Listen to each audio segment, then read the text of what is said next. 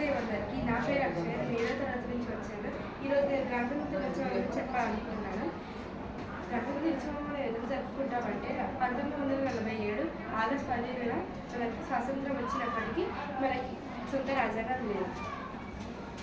భారత రాజ్యాంగాన్ని రూపొందించడానికి డాక్టర్ బిఆర్ అంబేద్కర్ అధ్యక్షత ముసాయిదా కమిటీని ప్రారంభించారు. ఆయన అనేక దేశాలకు వెళ్ళి వాళ్ళ రాజ్యాంగాన్ని తెలుసుకొని మన దేశాల గురించి రాజ్యాంగాన్ని రాశారు. భారత రాజ్యాంగాన్ని రాయడానికి